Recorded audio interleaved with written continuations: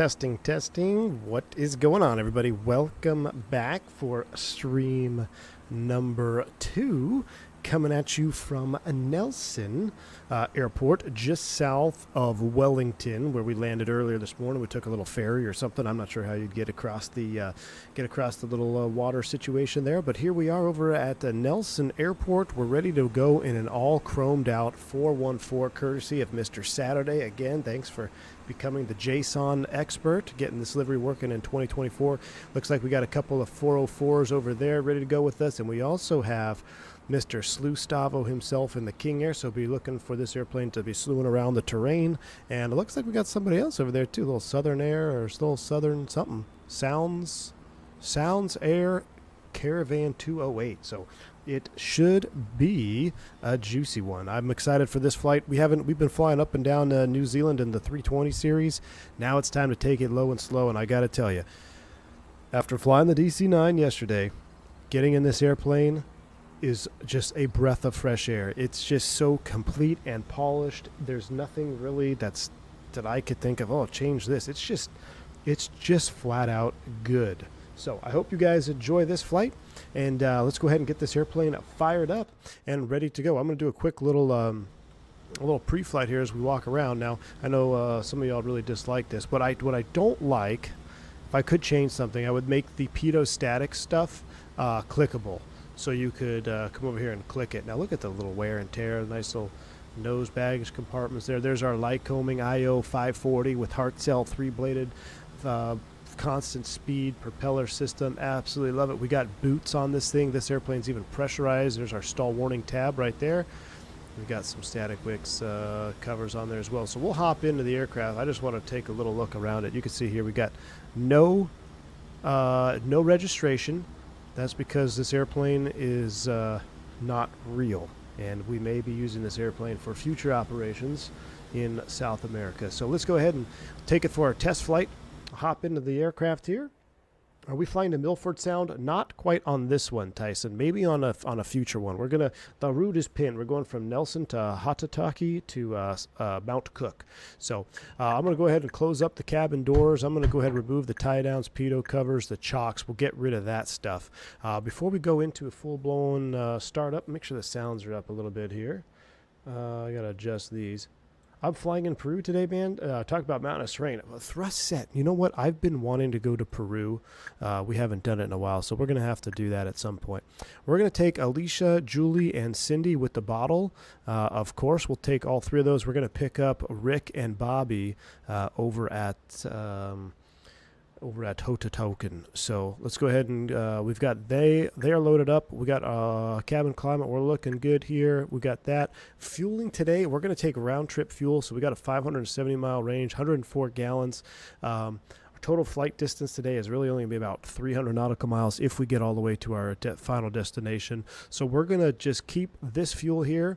We're fueled up for 570 miles. We have plenty of gas.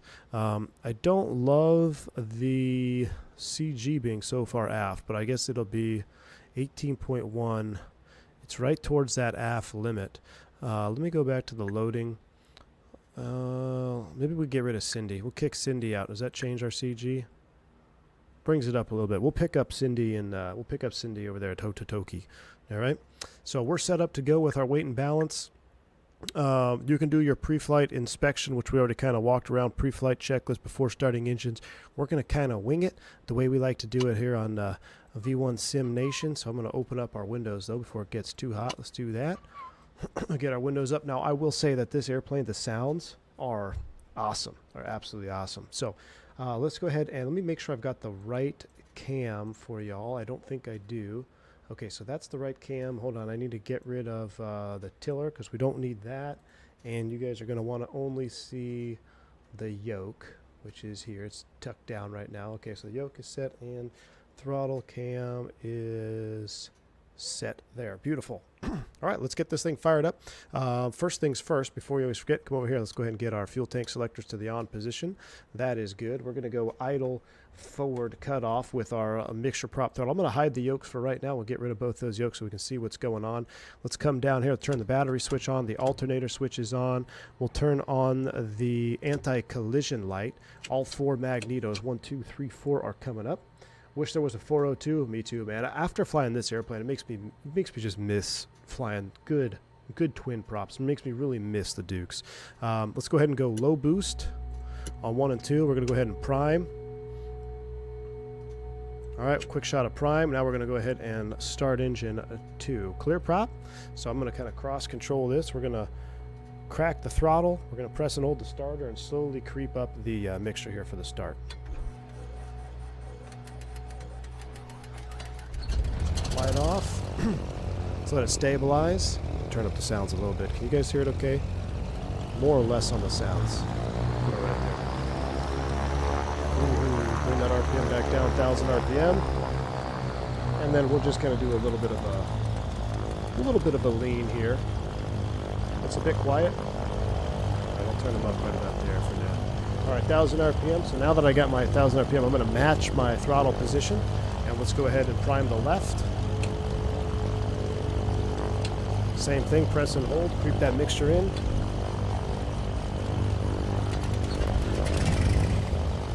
Alright, let's go ahead and catch that engine, don't let it fall back down, about 1,000 RPM.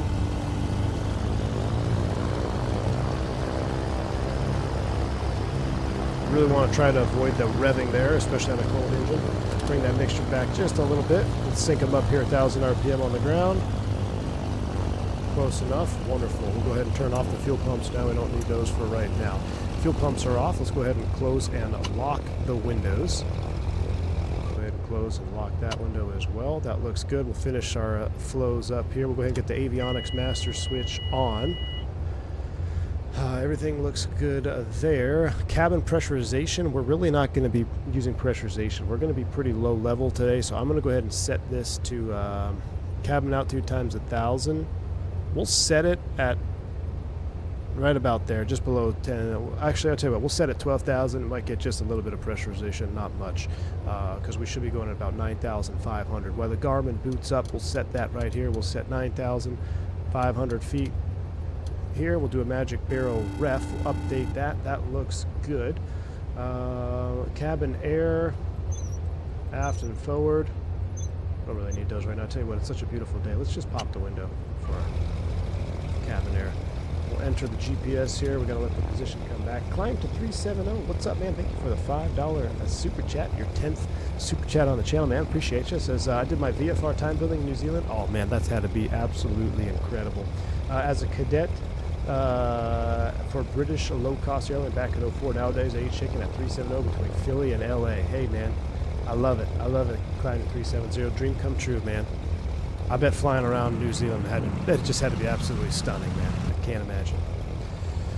All right, as the GPS boots up, we do have a little bit of a flight plan. I've got it programmed right here. Or I did. There it is. November Sierra, Whiskey Sierra, Hotel Kilo, out to Nelson. We'll let the acquire satellites here. Team Fox, you're at 1,000. You're going at 1,000 feet? We're going 9,500, I thought. Flight controls, free and correct. Alright, waiting for this thing to load in here. Don't need no GPS. We don't really need no GPS where we're going, but let me just, there we go. Flight plan. Working title makes it real fast. We'll do November Zulu, November Sierra. That's where we're starting. Okay, then we're going to Whiskey Sierra.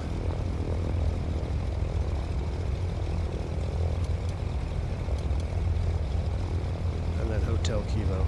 We'll skip that other one.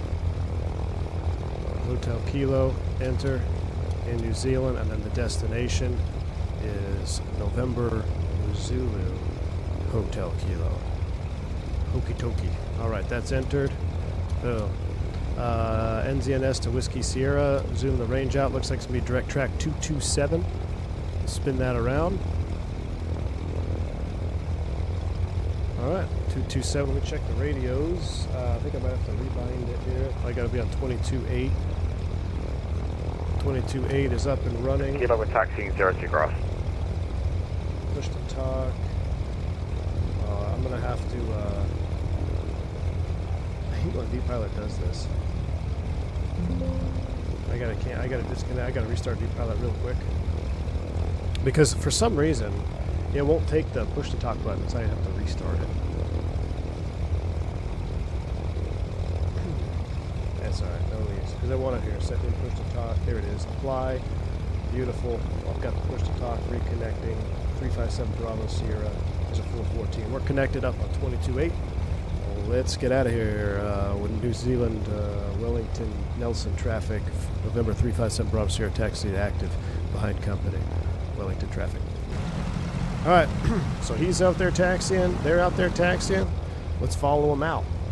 With no flaps required for this departure, we'll get the taxi light on. And we'll go ahead and release the brake, taxi in this airplane, differential braking. Turk, what's up, man? Thank you for the $3 super chat VRAM fund for the 16 gigabyte broke boys. the hate from Turk is real. Appreciate the $3 super chat, my man.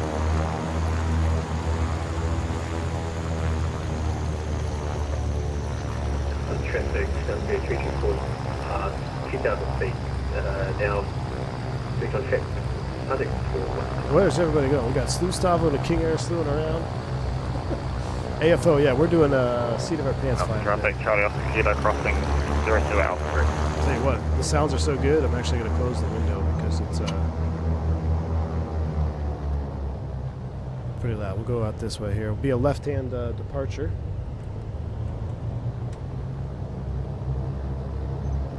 I believe it's runway 34. Now we do have taxiway lights on our taxiway, so we'll just have to pretend they're not there. Send flight plan Avionics. It doesn't work for me, Bomb Tech. It doesn't work for me in the 414. Does it work for you? And I'm thinking it might be because I tried to install a file to fix the Navigraph issue, and all that did is I feel like I just bugged out my default EFB. So I'm not sure if there's something I'm doing wrong, but as far as the 414 goes, I couldn't get it to take the flight plan from the EFB.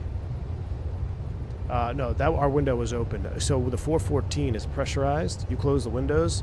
It's actually nice and quiet compared to, like, say, a Piper Navajo or a Chieftain. The 414 is going to be a little bit more quiet. It's got the insulation, and you're completely sealed up here, pressurized. All right, we're going to hold short here. We're just going to do one quick run up while we wait for traffic to depart. So I'm going to go ahead and set the brake. And actually, I want to see if I could get the lighting here. I'm going to reset all these to full intensity just to see max juice there. Alpha traffic 646 Southwest. You're going to be turning 2 on the Bunny Island Bridge VFR departure. Go mixture full. Run it up here about 1800 RPM.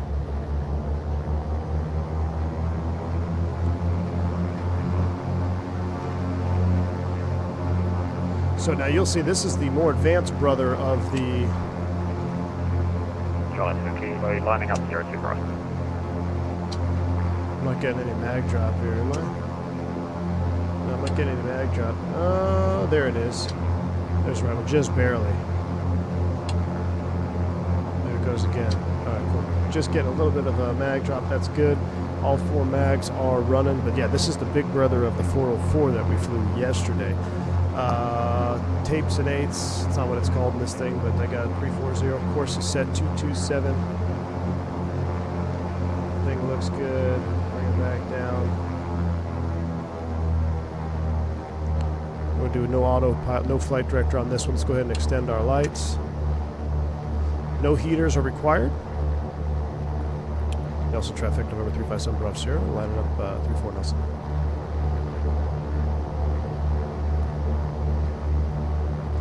Abdilo, I'm going to check it out, man, for sure. Is that for 2024, Abdilo? I'm definitely going to check it out, man. Oh, press set. Yeah, you should cycle the prop on this aircraft. I completely just botched that.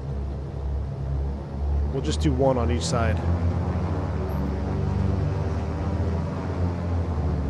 make sure that it gets cycle that fresh oil in the hub. You're absolutely right, Drustet. I knew I was forgetting something on that run up. I got lost looking for the suction Traffic gauge. Charlie off, Whiskey Kilo, departing 0 Takeoff.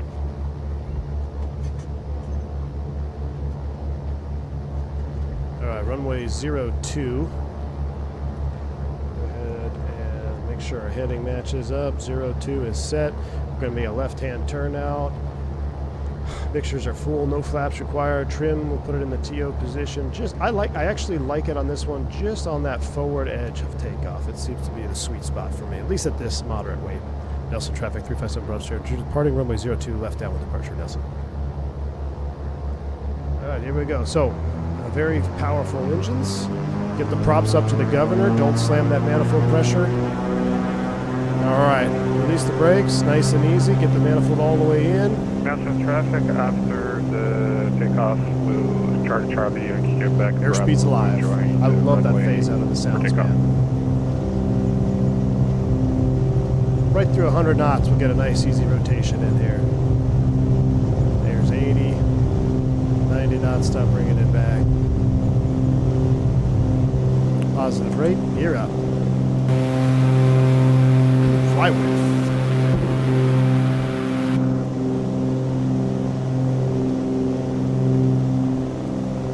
Trim it there. Looking for about should really be pitching for blue line here. So what's that? 112. Lower the nose a little bit. We'll also gain some speed by turning off and retracting the landing lights. Get rid of that drag.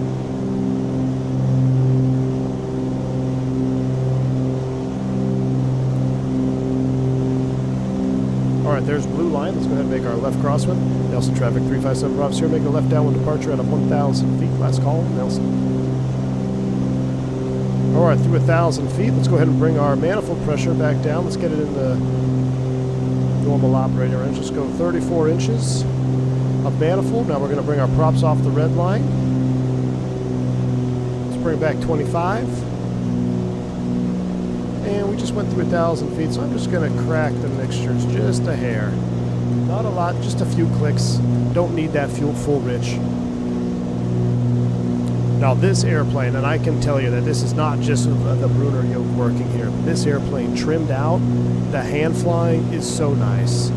It's so smooth, so nice. You see the traffic down there off the left. Kind of set up a little bit of an intercept heading here instead of redirecting. We'll fly about 210 on the heading.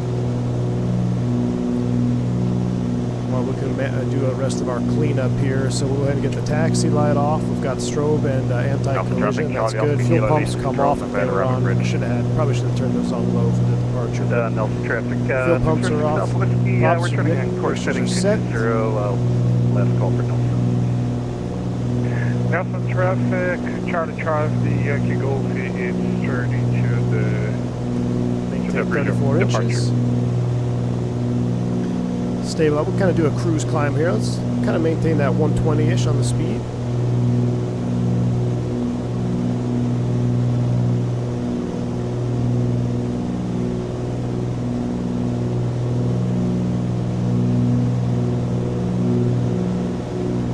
There goes Nelson. Man, what a beautiful departure that is. Look at this all chrome livery is so spice. I mean, that just looks so good, doesn't it?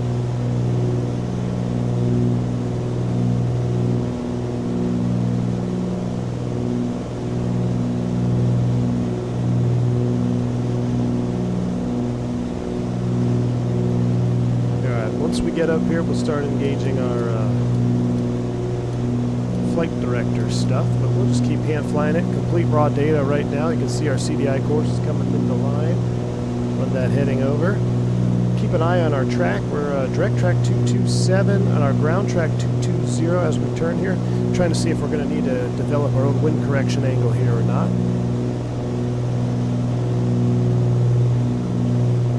Our cruise out to 9,500. I believe New Zealand is 10,000. As was it 10,000 where you have to be IFR?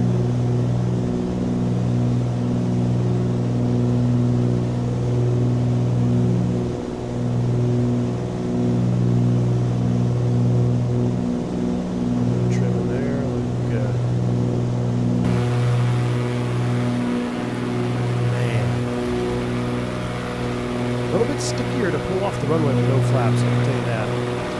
I think, you know, unless you're doing a short field or you're concerned about runway length, flaps up is pretty good here. The flaps up takeoffs are pretty good with 414, at least the way it feels to me. Now, my question is there a yaw damper on the 414? I don't think there is. I don't believe there's no yaw dampers. I don't believe there's a yaw dampering.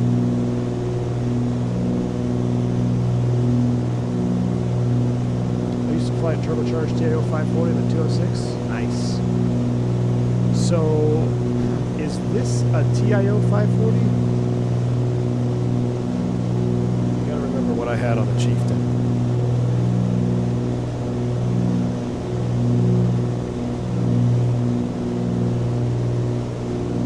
That propped in there nice and synced up.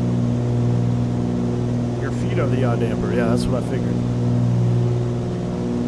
I figured as much. Basically, this is just a fancy terrain radar right now.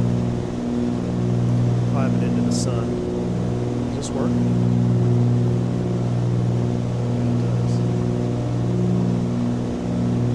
Okay, that's kind of cool, actually.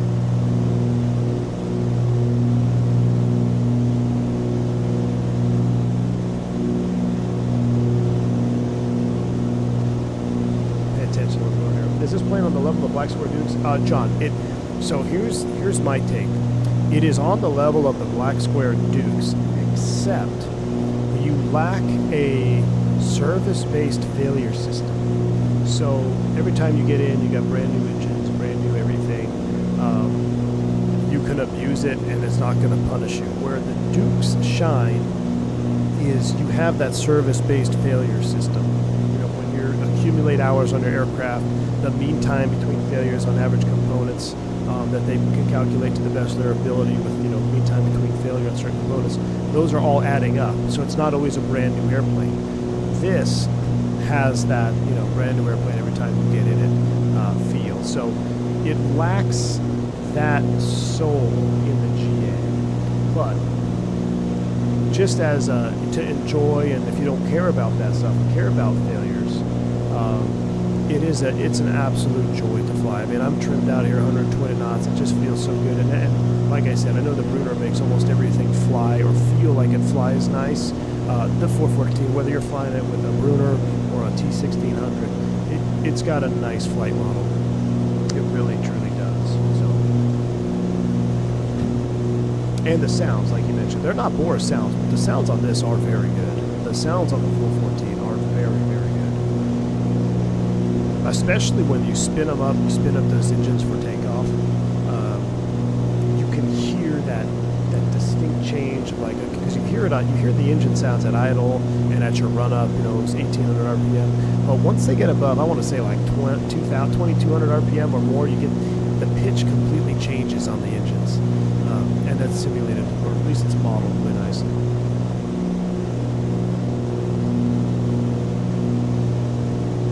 The sounds are too loud now, and I can't make you guys happy. I'll bring them down. First, it's not loud enough. Oh, here I am looking at sound. We'll go ahead and level off here. Let's go ahead and try to get back down to 9.5. What did you say? We're looking for immersion. You need that. What I really like what Boris did on the 737 is he added that ANR feature where you just click and you turn your ANR on. That's pretty cool. All right, we're gonna have to get the nose down here. We'll be able to come back down to 9.5. Talking through that. Now, what I need to find is there, and I looked in I didn't see it on the quote-unquote electronic EFB. It's probably in the manual somewhere. But a power setting table, like cruise tables. I don't know if it's accessible in the aircraft in the sim. I'm sure it's accessible if I pull out the manual. But all right, we're cruising here. Let's go ahead and let's come back on the manifold pressure. Go ahead and set 30 inches for now. Bring the props back 2300. Really bring them back. And then we're going to get the autopilot on. We're going to do some leaning, and then I will pull out the manual, see if I can't find some proper power settings for this here. Alright, so I'm going to go ahead and engage heading mode and autopilot and altitude hold. So our autopilot modes are engaged and makes it very easy to see. We're nav1 autopilot heading out. I'm going to switch over to nav mode now. So now we are tracking the CDI. We're flight director nav alt hold. Imagine that, how it works so nicely compared to the DC-9 where we had all those issues. For right now, let's go ahead and pull that out of the way. Actually, can I like tilt it up? Yeah, I wanted to tilt it forward a little bit. Alright, 9.5, just going to go ahead and do its thing here. I'm going to lean for peak EGT, or for rich at peak.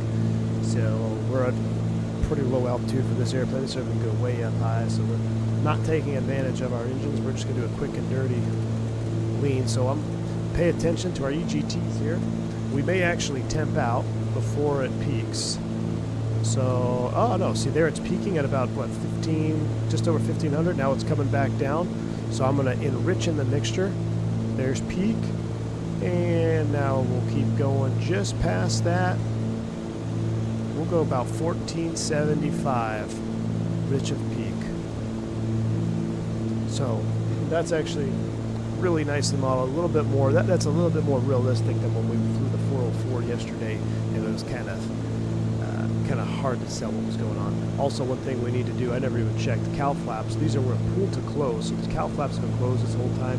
We didn't get close to over temping, but if you're in a hot environment, we would have needed to have those open on the ground and probably in the climb. But everything is fine. I was monitoring the temps with the cowl flaps fully closed. Cylinder head temps are in the green, so nothing to worry about there. Rich of peak, first lean of peak argument, and go. Yeah, here we go. I believe you can lean with this, right? Is this one of the, or is this just a gallon an hour function, pounds per hour? 124 gallons remaining, pound remaining. This isn't as advanced as the ETM. This is basically that's good enough for me. Fuel flow 124, 125, basically dead on equal. You can see here as we've leveled off, getting a good speed right now. 170 knots indicated. Estimating 15 minutes till the coastline. It'll be about another 15 minutes back down south. So you're now free to move about the cabin and enjoy the views. Oh my gosh, look at this. Turn this thing down a little bit more. How about that? Where's all our buddies at? That King Air should be able to form up on us pretty quick. It's in a manual, not in the sim. Alright, Felix. Is the manual in the glove box? That's what and that's another thing. You know what? We split hairs about, what's the Duke versus the 310 versus the 414. And like, the reason I always come back to the Duke is because there's really nothing in the Dukes that I don't have accessible to me in the plane, in the cockpit. It's got manuals, it's got the whole engine systems set up, it's got everything you need in the plane. This we gotta get. We'll dig out a manual. Is there a manual? Wait a second. Oh, see, that would have been awesome. That would have been a really cool click spot. Here's your coffee to pull out. There's your flight safety manual. That would be a really cool future feature. If I'm sure Flight Sim probably doesn't care anymore, but pull this out and like have just even a paper chart. You know how I think it goes unappreciated, but in the FSS 727. You know how we had paper charts? Instead of an EFB, we had that clipboard or the can. I think that'd be kind of cool to implement here. And I know the Just Flight aircraft have that, the 146. You know, you clip it on the yoke, kind of neat. The EFB that we have here is nice. It's fully functional. It does what you need it to do, but it lacks content. I don't know why I can't turn it on right now. I can't turn it on in flight, maybe. Weird that I can't turn it on right now. Alright. Go ahead and go back down to your... Can I get rid of you? So, Duke EFB could be even better for that moving map. Well, so here's the thing, John. Once you get to 2024 with the Duke, though, look at this. You don't need a moving map.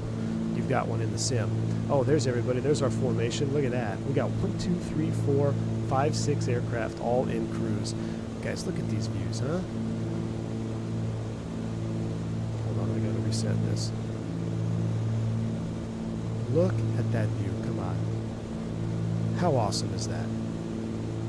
EFB on the battery on the ground was almost dead. AFO, how do I charge it? How do I charge the EFB? What base would you recommend for the flight sim project SciSig other than AB9? The Thrustmaster Warthog base. I would recommend the Warthog base, absolutely. Most of the time paper looks old and poorly modeled. I'll be honest with you, the DC9 paperwork that we saw yesterday looked pretty good. Although I didn't know how to change pages. I know it can be done. It probably takes a little bit of effort to get it to look good, though. I would agree with you. Can you comment on use of mixture on turbo versus non-turbo engines?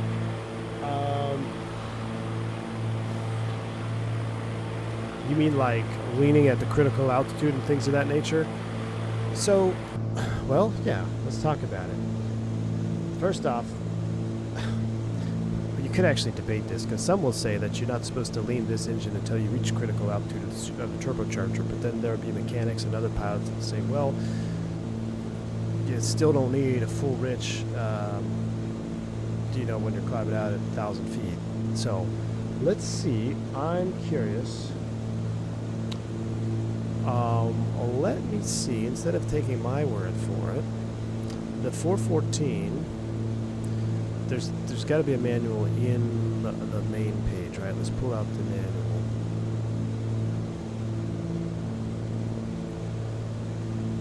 Is there a manual? Textures, panels, sounds, model. I'm at 9,500, Gus. 9,500 feet. Let me do a magic barrel ref update. Is there no manual in the 414?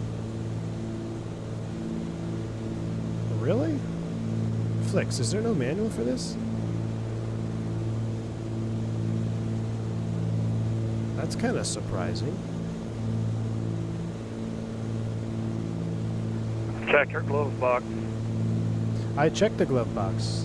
Already did. It won't let me pull it out.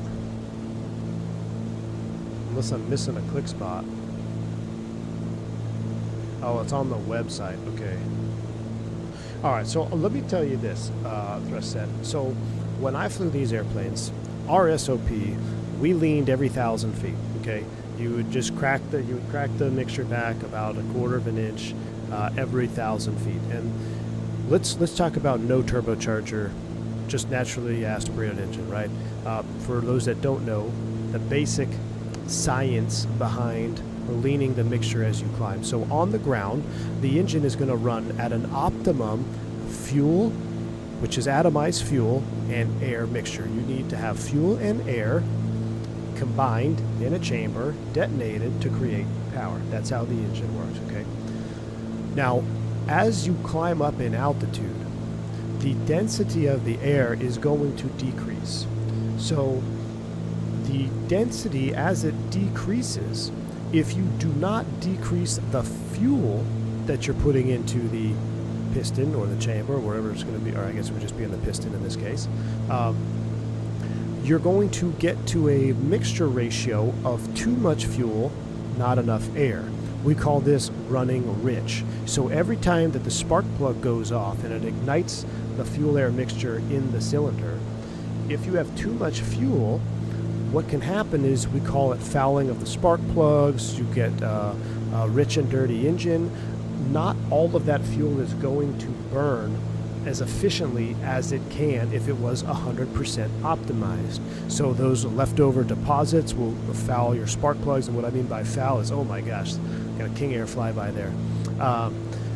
It will start to build up on the spark plugs, reducing the effectiveness of the spark. So every time that spark plug goes off, you will actually have a less efficient combustion sequence of the engine, and the engine is going to eventually, if this goes untreated, you can actually foul out those spark plugs completely, and now you don't have a detonating cylinder and you get more and more problems. So running rich without correction is going to cause issues with your engine. So as we climb up in altitude, the density of air goes down. We want to try to keep matching the same amount of air molecules with fuel molecules. So to put it in simple math, we have, say the engine runs perfectly at 10 molecules of air, 10 molecules of fuel. That's the optimum mixture ratio. As I climb up, I'm only getting 6 molecules of air, and I'm still giving it 10 molecules of fuel. That's unburnt fuel. I'm running rich. I'm going to cause issues long term, and my engine is not going to produce the same amount of power, or the amount of power it's capable of producing. So if you lean the mixture, you want to try to match. So now we're going through 8 molecules of air. I want to pull that mixture back a little bit, so I have 8 molecules of fuel. 5 molecules of air, 5 molecules of fuel. Okay, now it's running perfectly. You would call that optimum mixture, fuel-air mixture. Now conversely, you can go the other direction with this. If you pull out too much mixture, now the engine is running what we call too lean. And when you're running too lean, that means we have more air than fuel. So the side effects, and before we go to the lean, let me just double back real quick to the side effects. We talked about fouling the spark plugs, running rich, not enough power, running rich. A side effect of fuel, the proper fuel air mixture, is also cooling. It helps the engine run at the optimized temperature, okay, when you have the right amount of fuel being detonated in the cylinder. And it acts as a cooling, I don't want to say agent, but for lack of better words, it acts kind of like a cooling agent, right? Right amount of fuel, right amount of cooling. If I go the opposite direction here, and I'm running too lean, I have more air than fuel, I'm going to get a hot running engine. So I don't have to worry about carbon deposits necessarily, or I don't have to worry about the spark plugs being fouled up with unburned fuel, but now I got to worry about the engine running too hot. And if you know anything about thermal dynamics and how the heating and expanding and contracting of the cylinder and the block and all that stuff, you can and you will reduce the life of your engine by running too lean. Okay, because it's not getting the proper cooling, the flames are too hot. You will produce a lot of power, that is true. You look at racing airplanes, they actually run on the lean side of things, and that's why, it's probably why those engines don't last forever, because they push it to the absolute limit. You're trying to maximize the horsepower, so you'll sacrifice the life of my engine if I'm an air race pilot by running lean on everything to get the maximum power. I don't care about temps long term. I don't care about long-term effects on my engine. All right, but if you own your own Cessna 414 Chancellor, these engines are very expensive when you have to do maintenance, if you have cylinder head cracking. Basically any maintenance you have to do on any airplane is expensive, so you want to do the best that you can if you own the airplane to prolong the life of these engines, and we do that by setting appropriate mixtures. Now that's the base, that's kind of how the base piston engine works. All right, too lean, not that good. Too rich, not that good. You can have issues on both sides. Optimum fuel air mixture all the time. They make very fancy gauges, engine trend monitoring gauges. They make very fancy cylinder head temp gauges that you can, I'm pretty sure that's a DME. I really thought we could do, so maybe not on this one, but I mean, like even on the working title, the G1000, you can see the cylinder head temp of each cylinder in your engine. So they make equipment to make this as accurate as possible for the pilot to prolong the life of the engine. Now, throw in the turbocharger conversation. There is methods where, let me process this first. How do I want to explain this without having to go on? Because to teach this correctly, we'd have to do a significant, 2-hour ground school lesson with zero distractions. McShiggity thank you so much, man, for the $2 super chat. Appreciate you. We could easily go on a 2-hour ground school lesson to really explain critical altitude, the turbocharger, etc. Let me try to knock this out as a ballpark conversation.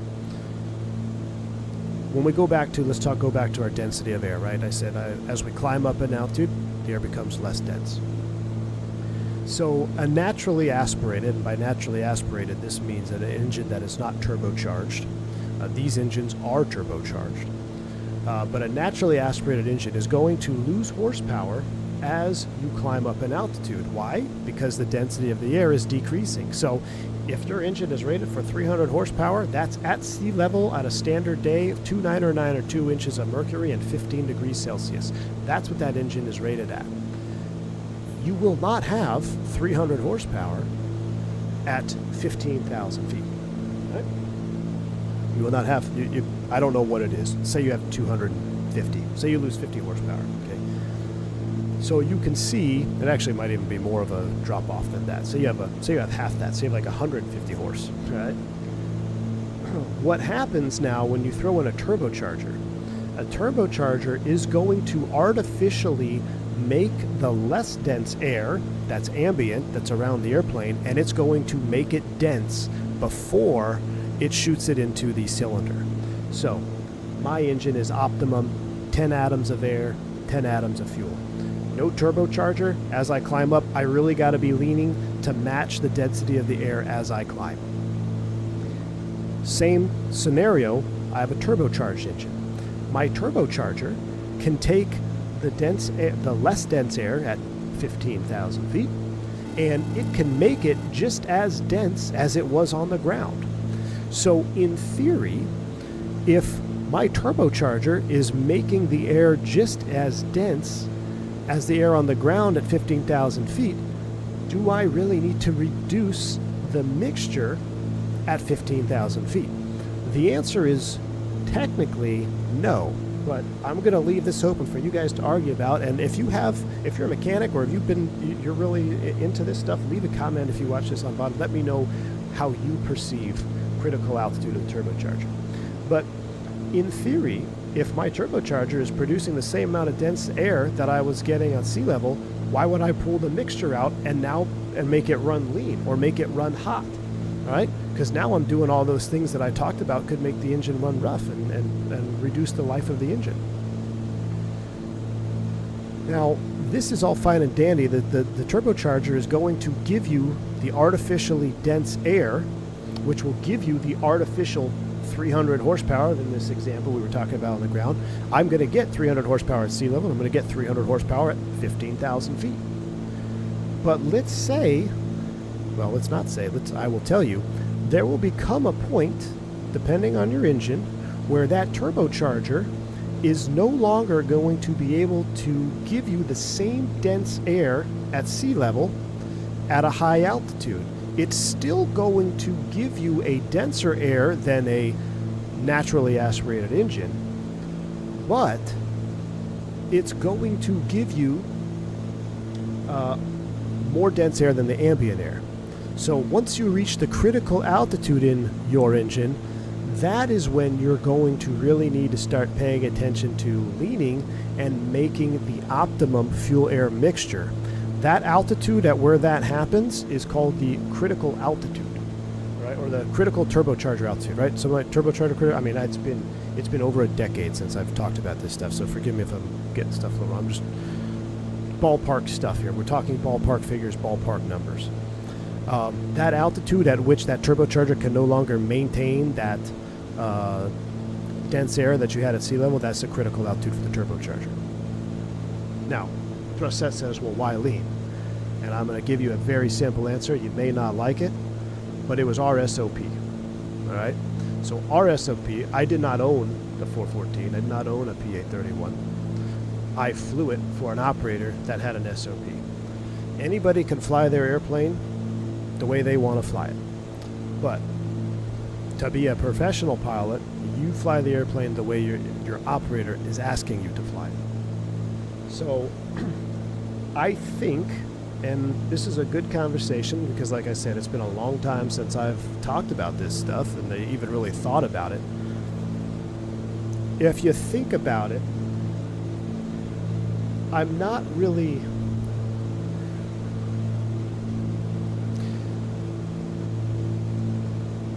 I would say the SOP was based around this, okay? Because once we got to cruise, we absolutely leaned to peak or fuel flow, whatever it was. I can't even remember. I think we leaned for a fuel flow most of the time. Unless it was the Navajo, then we leaned to rich of peak. Okay, that's what we would lean to. And the Chieftain, I think we would lean for a fuel flow. And it would also depend on the altitude at which we were cruising at. Most of the flights that we flew were shorter flights and at lower altitude. So there are, depending on the engine, depending on the turbocharger system, do you have a turbocharger, do you have a supercharger, compressors, okay? Those devices may not be functioning at their optimum percent of power at a lower altitude because it's not needed, all right? So if you think about a P-51, didn't the P-51 like have a supercharger switch where you actually like turn the supercharger on when you reach a certain altitude and like? So I'm assuming, and I'm kind of spitballing here, I'm assuming the SOP was based on the thought process that because we're flying these airplanes at low altitude most of the time, these turbochargers aren't getting worked at 100% power. They don't need to be pushed that hard. Our cruise power settings were very conservative. Our climb power settings were very conservative. These turbochargers aren't really working. So we were almost treating it as a naturally aspirated engine to an extent. But you could argue easily on both sides of that. Our procedure was to every 1,000 feet, it would be like just a quarter of an inch intel or a quarter of an inch lean, intel cruise, or if cylinder head temps or EGT exceeded certain values. I can't remember what they were. So you're still monitoring your engine as you're going up, but flying at 10,000 feet or below, you're really not going to notice that much of a difference.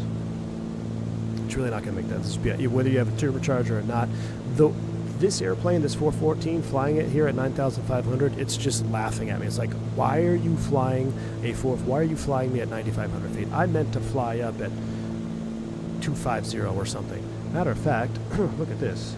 Turbo limitations, manifold pressure, max manifold pressure. So at 13,000 feet, max manifold 41. So you could see, according to this, it would look like the critical altitude for this turbocharger is between 13 and 20,000. Because if max is 41, that's your max. Between 20 and 13, at some point here, that turbocharger is no longer giving you the max manifold. So you're going to need to start leaning somewhere between 13 and 20. That's where I got to dig in the manual for this specific engine. But when you're not pushing the engine hard, you're not spooling that turbocharger hard,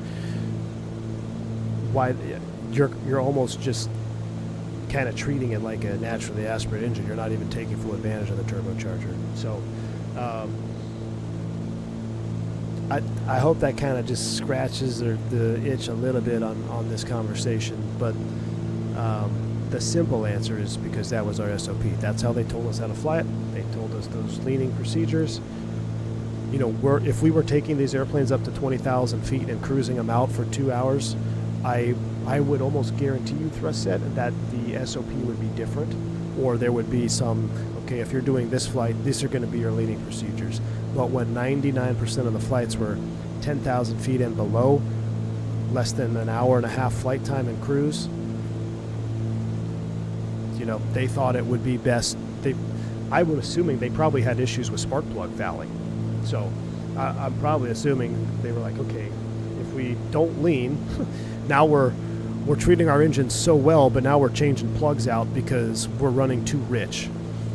And you also have to remember, not every day is standard, right? So all these power settings and all this stuff that we get, that is all based on a standard day, 15 degrees Celsius, 299 or 2. No day is standard. So maybe some days you're actually at a higher altitude, density altitude wise, which most of the time that's going to be correct, especially in the when it's warm out, right? If it's 95 degrees in Death Valley in California, you take off at 1,500 feet field elevation, it's really not 1,500 feet field, it's actually like probably 5,000 feet, right? Density altitude. Density altitude is what the engine cares about. So if they're running full rich all the time, they're probably spending more money changing plugs out, cleaning out cylinders, because these engines are running too rich. So,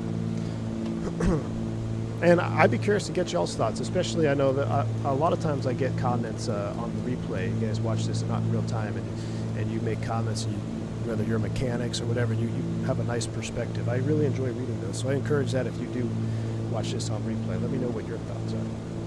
New podcast idea, V1 Ground School podcast, followed by a classic After Dark podcast. There we go. After the break, V1 moves on to part 3 of his lecture with superchargers. Exactly. You know, I actually really was fascinated about that when I first learned about, because, you know, before I flew, well, I flew Citation a little bit before I flew freight. Most of the time it was before, but I mean, the PA-31 was the first high-performance piston that I ever flew. It was the first, like, really high, first turbocharged engine. So I was fascinated with how it worked, and especially having all of my flight training in the desert in the summer, being subject to high density altitude and being subject to terribly performing naturally aspirated engines. I was fascinated with how the turbochargers worked, how the superchargers worked. Matter of fact, I have a video where I explained a turbocharger on the piston series. We might have to play that over the top. I mean, I think that's one of my better videos. Didn't get a whole lot of views, but I'll have to replay it. All right, as we get down to, where are we going? Hotokoken.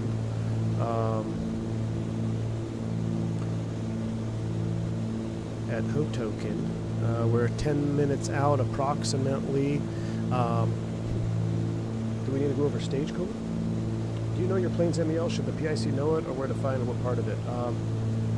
Well, the MEL Rex, yeah, the MEL, you know where it is. There's no way I can memorize the MEL. The MEL is thousands of pages long. But it's good to know what's in there. And I tell you what, you'll really learn the MEL when you're a captain, when you're a PIC, because you're going to be the one responsible digging through it. Now, the first officer should, you know, I think it'd be good to be familiar with it, but I'll be honest with you, when I was an FO and there was MEL stuff, like, the captain would always be like, okay, here's the MEL, and he'd show it to me. I'm like, oh, okay, so, and I'd see it in his book or his iPad. All right, cool. Once I upgraded, I was like, I probably should have dug around in the MEL a little bit more as an FO, just to be familiar with it. But you're not going to memorize an MEL. It's very thorough. Just sync my prop up here. So we're 10 minutes out. I'm going to set 1500.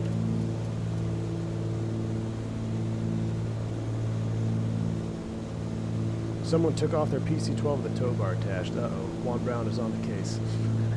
Would you rather run the engine more lean or more rich?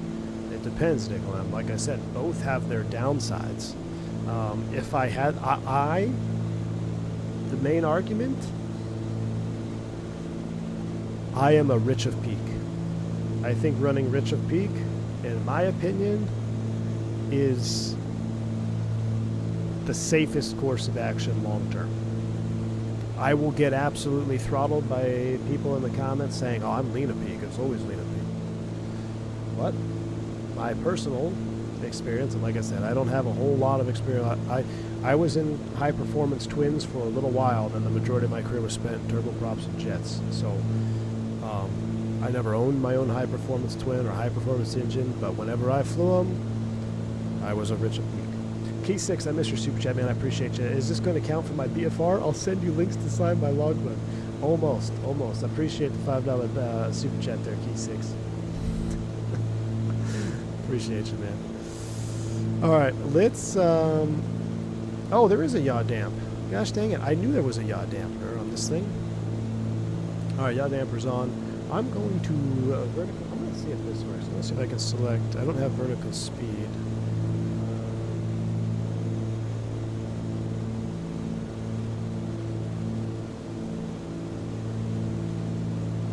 I'm going to start trickling down.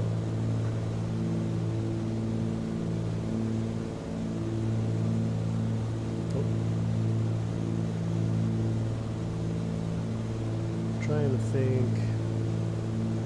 Roll trim. There's no like. I think it's a pitch hold, right? I think that 414 is pitch hold. So what we might have to do, we'll just disengage the autopilot. The autopilot's coming off. I'm going to nose it over. And we're going to start the 2 inches. So here we go. 28. 2 inches, down we go. New York Air Traffic, Charlie Oscar Kilo with 24 miles for the north for runway 03. Alright, he's landing 03. We'll enter left downwind for 03.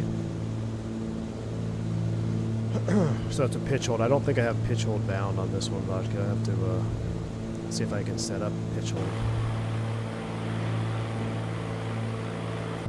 McShiggity, where can I get this airplane? McShiggity, this is on the FlySimware store. I believe SimMarket sells it as well. This is the FlySimware Cessna 414. FlySimware 414. And it's a fantastic airplane. It really, truly is. No vortex generators on there. I think it'd be really cool if we could go no winglets, but just roll in. Let's get a little bit more trim in there. Now I will take the gain of speed for a little bit here, and then eventually we're going to have to start shallowing it out. A little bit of chop here in the descent. Gosh, it's beautiful. Hototoki traffic, November 357 Bravo Sierra. We are 22 miles to the north inbound. We're going to do left traffic. Runway is 03, Hototoki. Some people that did the Lear, so say, oh yeah, same people. Yeah, this is the FlySimware Lear 35 that I really enjoy. I haven't flown in a while. Do a Magic Bear Ref update here. Same folks. It is a good airplane. It really is. I didn't fly it as much as I should have because it was kind of shadowed by the 310 for me, because I personally, it's just the way I like. When you have a GA aircraft, it's really only basic systems in a GA airplane, right? You got your pitot-static system, you may have a pressurization, and then some autopilot. So the devs can spend a whole lot of time at tweaking the flight model, and tweaking the engine performance, doing all that stuff. And that stuff is necessary to have a twin or any type of GA aircraft that is enjoyable to fly. For me, what takes GA to the next level is because it's relatively simple, and I want to say simple as far as making a GA airplane in the sim. To have a service-based failure system is just a whole other level of enjoyment for me, because that means, hey, if I don't stage cool, which we're doing right now, I'm bringing it back 2 inches here every 2 minutes or so. If I don't stage cool my engines over time, I'm wearing my engines out faster. Then I am going to have an engine failure. If I don't lean my engine, I'm going to foul the plugs and my engines will fail in cruise. If I abuse the engine power, the manifold pressure going up and ramming it off the governor, I'm going to have a governor failure. So to have that extra level of depth, to me, really puts a GA add-on on a whole nother level. And I say that, with complete respect to the FlySimware 414, because this is a really, really well done. There's really nothing in this airplane that I'm like, man, I wish they'd change that. I wish that's not right. Like it's just so polished. It feels awesome to hand fly. The sounds are good, but you see devs like Black Square. You see devs like the Milviz that have the service-based failuring for the 310 as well. That just adds a little bit more juice, if you will. But for some people, you may not care about that. And if you don't care about that stuff, then you are going to have an absolute blast in the 414. Even if you do care about that stuff, I would still recommend you pick up the 414 and try it. Right now in Microsoft 24, this is the best twin that we have in Microsoft 2024 right now. This is without a doubt the best native twin to 2024, without doubt. So, the sound of the engine is very relaxing. It really is.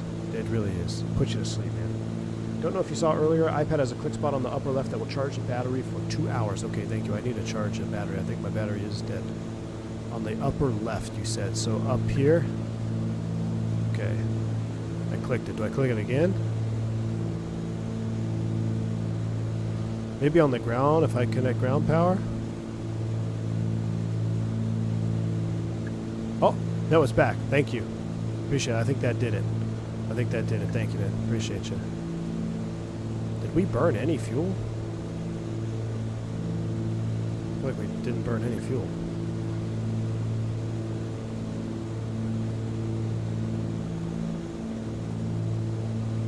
Hi, I used your 404 stream to move the 404. Awesome stuff. Thank you. Conquer's awesome, man. Well, once you get comfortable in that 404, take it to the next level with the 414. That's what we're in right now. The 404, I'll be honest with you, it's a lot of fun. The Titan, I get spoiled with the sounds of this, though. The sounds of this feels really good. But the 404, it does fly nice in 2024. But this is a much more capable aircraft in terms of avionics. You can do 750s. You can do a slew of different avionics in here. Runway 03. So it's definitely more advanced. And this is the 404. I don't believe the 404 is pressurized. This aircraft is pressurized. Move that to sea level. I mean, we're basically not pressurizing at all. We didn't even get above 9,500. So. No need. Where's this airport at? There it is. Token traffic, November 357 Bravo Sierra at 3,900. We're setting up for a left base. Well, we're going to extend out to a long final runway 03. Hotoki.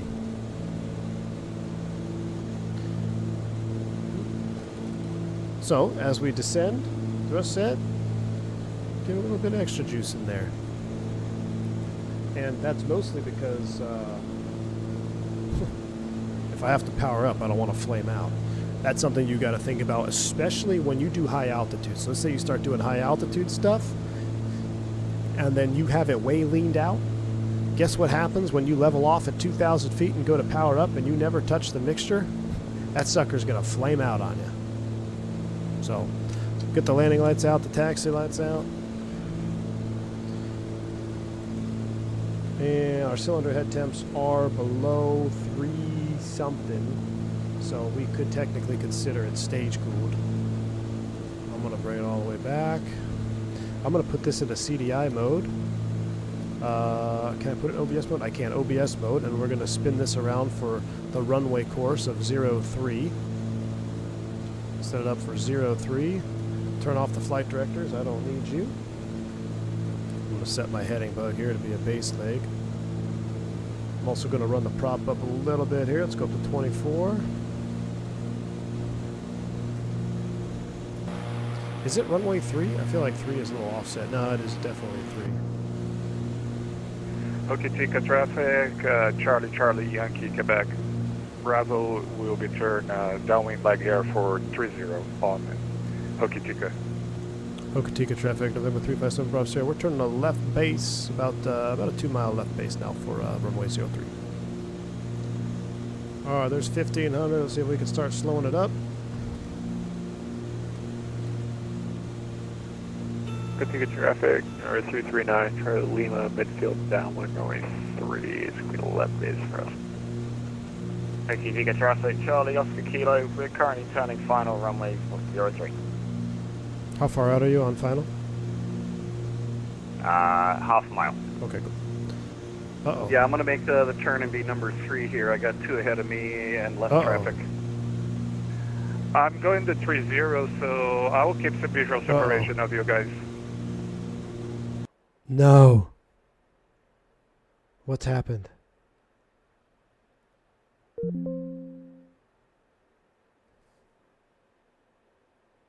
Done. It just crashed.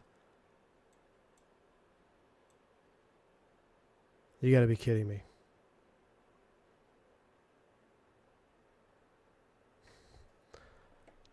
I've had 2 crashes today, and those are the first 2 crashes I've ever had in Microsoft Flight Sim. You gotta be kidding me. I know it's because I installed some of that scenery, man. It's gotta be. I've freaking screwed up my whole sim.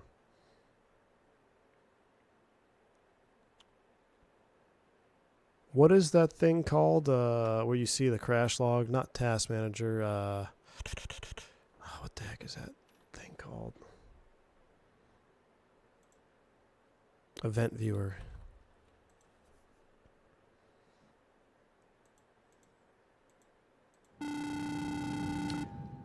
Stripper that gave you the cold shoulder.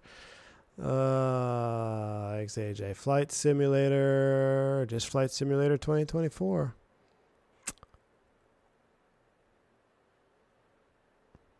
That's it. Just crashed.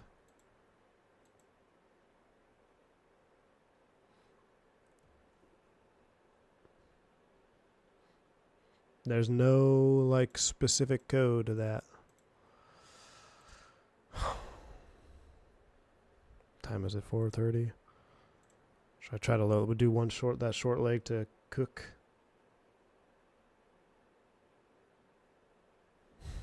I'm gonna launch it real quick. See if we can go to cook. It's a short flight to cook.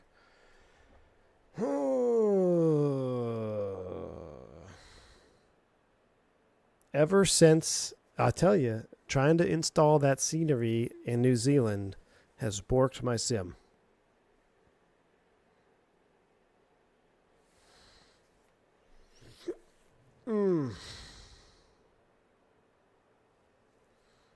Can't believe that.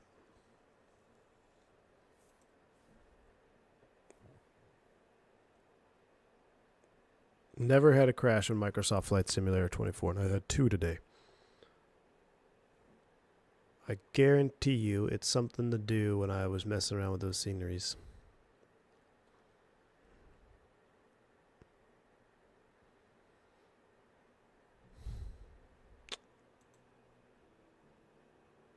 God, that was going to be a beautiful final, rolling out on final. Let me see if I can load in real quick to that airport and then head over to Mount Cook. It's only, what's the flight to Mount Cook? It's only 73 miles, so it's half that distance. We'll do 1 flight to Mount Cook if we can do it.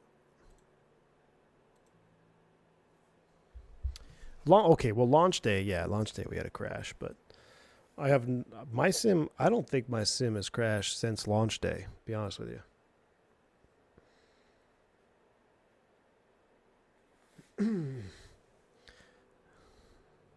Flight sim guy says, I know I was an early advocate for compatible sceneries. I deleted all of them. I was so wrong. There you go. See? And as soon as I started messing with it, we started having issues. Let me make sure I don't have any other.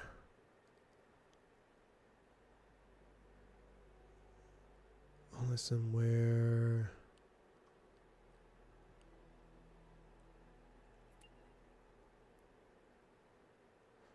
You know what else I haven't had since, maybe it's the DC-9.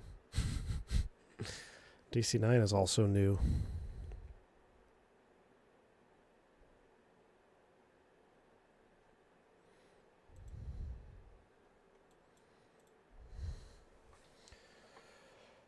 I hate skipping during loading. It happens only during activating packages after a crash, right?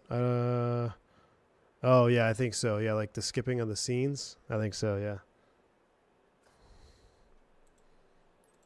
DC-9 stank. Gosh, that's frustrating.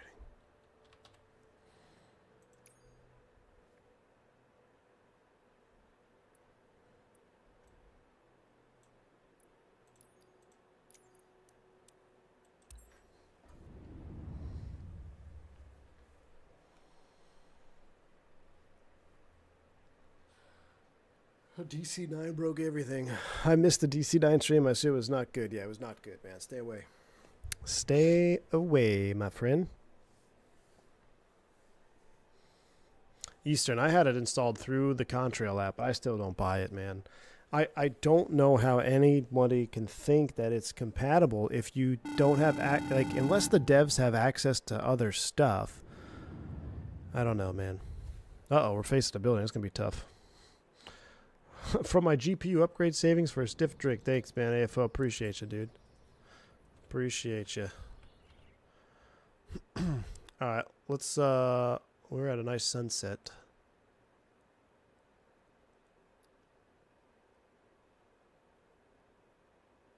It's probably around this time. Let's reconnect. Let's fire up, and we'll go to all the views are saved. That's good. All right. Let's get this on.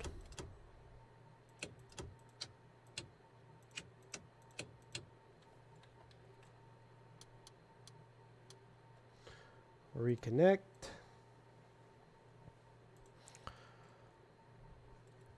All right, unless there was something. No, we have something to do with V-pilot. Idle forward cutoff on there. Pump is on. Prime. Meow. All right. Starting with 2.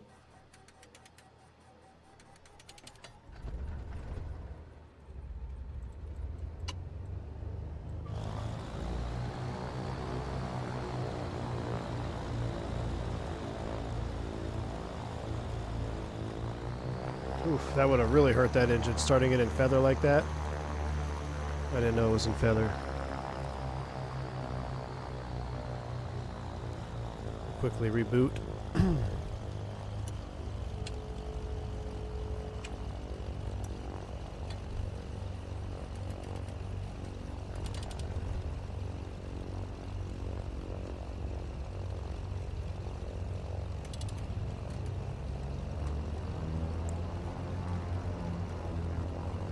What happens when you start this airplane in feather?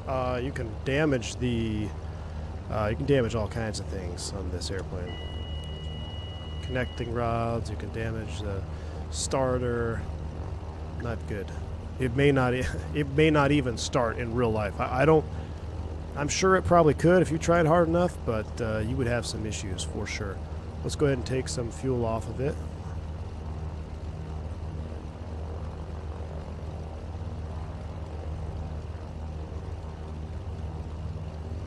That's close enough, and we got to add our passengers back in. So we've got Alicia, Julie, we'll get Cindy in here now, and we'll take John. Alright, so we're fully loaded up, our fueling is done, we'll get rid of you. Magic Barrel Ref update, GPS is coming back up. We got to get back on 22.8.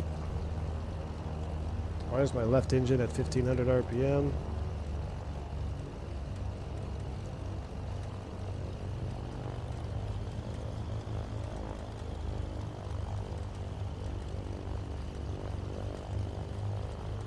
Go. Alright, that's coming back up. Out of the yoke, 22.8 set there. Let me reconnect the yoke, because that also got disconnected.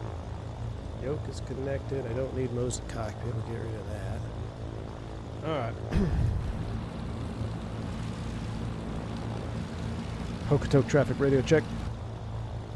Yabba dabba doo. Can't hear. How was that slew for landing?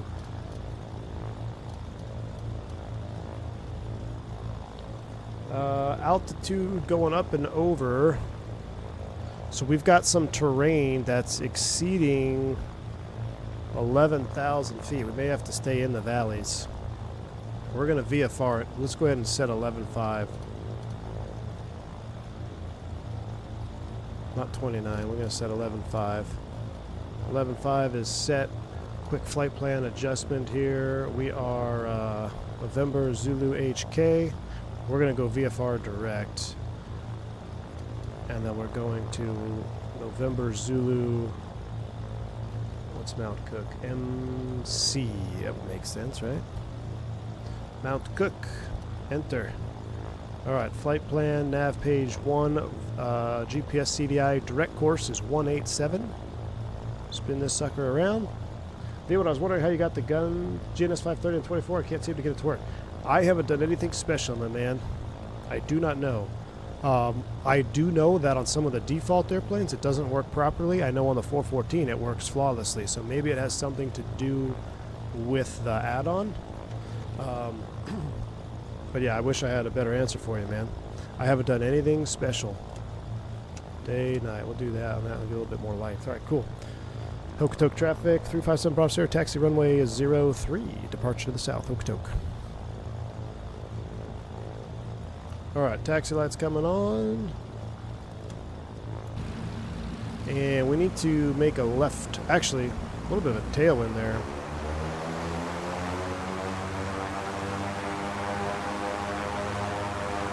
Oh, look, there's a 310.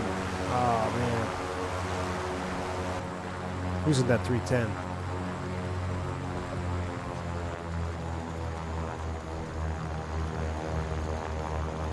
Spinning around. Let's take a look at our temps. Alright, so everything is in the green. I feel weird. Let's go ahead and try it. Let's do this. Let's open those out. You see a difference? Yep, you can see the cowl flaps are full open now. Alright, I guess we'll take off to the... Avionics traffic, Charlie Oscar Kilo, we're lining up runway 30. Why not go off 1-2? Toga traffic, 357 Bravo Sierra, lining up runway 1-2. Nah, just kidding. I'll back taxi. I'll come down where y'all are. Or what you're going to be doing on the 1-2? I'll back taxi with you guys.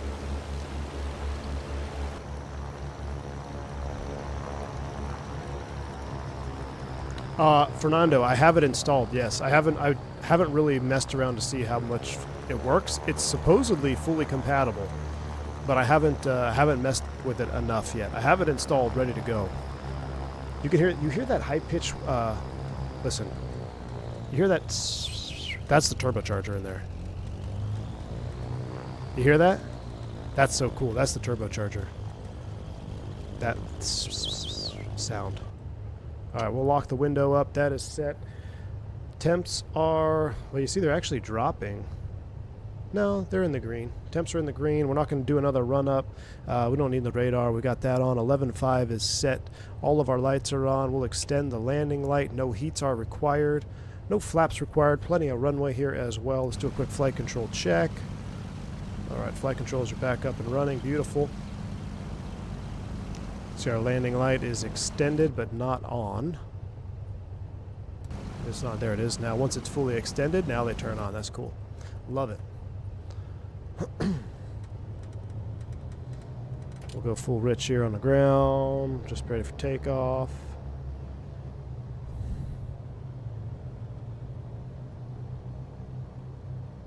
All right, round 2.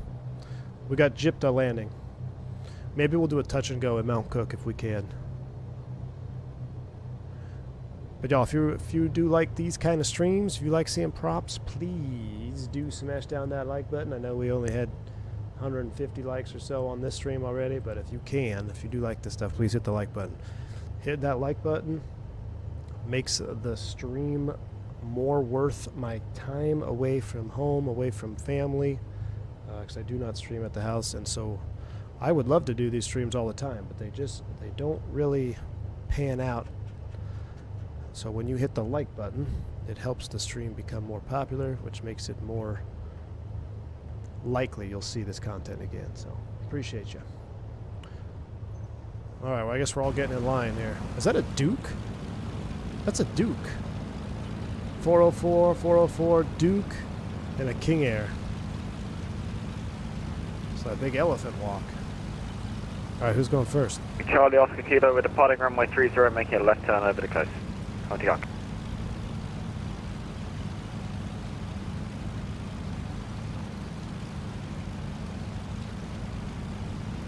Who's in the Duke? Which one's Team Vodka? We got to cut off one of them. I think Team Vodka's in this. We're going to cut Team Vodka off.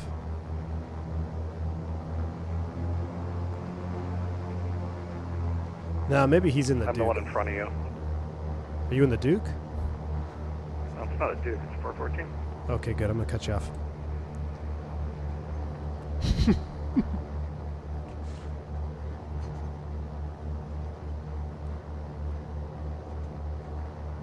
I'm actually going to just start rolling right behind this guy. Let's go. VFR New Zealand, baby. Let's go. Yoga's in chat. Nice and easy on the power. Props up to the governor. Nice. Now nice and smooth on the manifold pressure. Here we go. Okay, traffic, Charlie Oscar Kilo, we're making a left turn, tracking the Mount Berry, Hidikaka. Try again in English, please. Alright, here we go. Nice and easy on the rotation. Positive rate. Gear up. fly with, round 2. Oh, that's beautiful. I hope we don't have to wind the sim time back. I think Mount Cook is day VFR only. Oh, that's beautiful. I got traffic in the left crosswind. We'll follow him. I don't think there's anybody. Yeah, that's the traffic we're going to follow. So we're going to follow him. Left crosswind.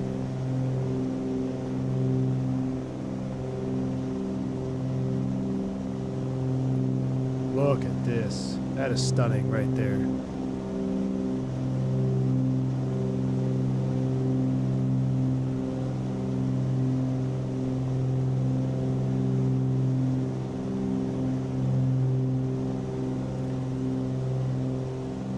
We need to take up an intercept heading here of approximately 160 to get us on a nice course line. We're through 1,000 feet, so let's go ahead and bring that manifold pressure back.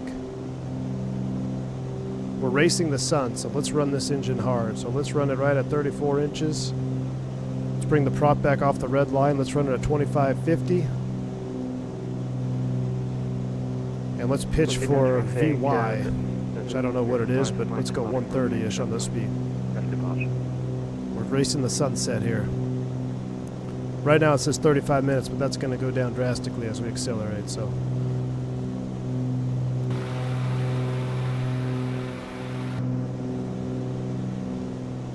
Oh my gosh, that is beautiful though. Magic Bell ref update, I don't know if I did that, there we go. Trip it down a little bit.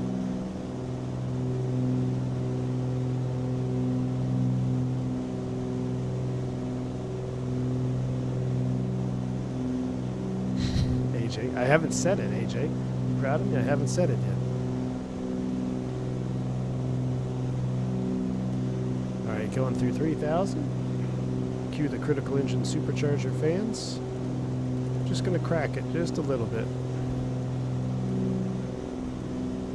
Let's also go ahead and let's monitor our temps.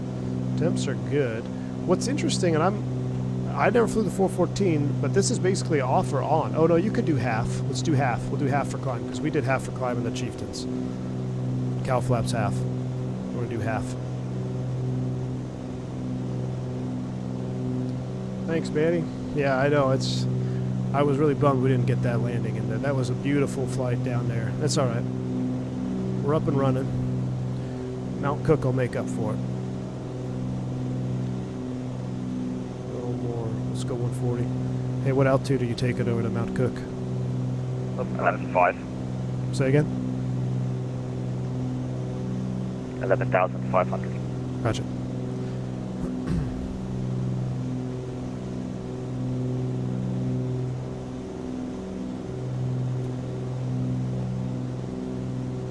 Do engine trend, and anytime you run it, anytime you're running the engine hard like that, you want to just make sure your cylinder head temps are looking. We're bang on in the green. That looks good. EGTs are fine. I'm trying to get a nice cruise climb here at about 140. Oh yeah, we can actually turn that on now. Thrustmaster, thanks. Yeah, damp engaged. Thank you. Actually, I feel like that almost made it worse. There we go, 140, we're looking good. Sync up the heading bug. That might just be turbulence. It's not perfectly smooth right now. It's pretty dang smooth though. I mean, look at that, hands off, we're trimmed out. Looking pretty good. Double check our ground track here with our, so we've got 187, we're tracking 184.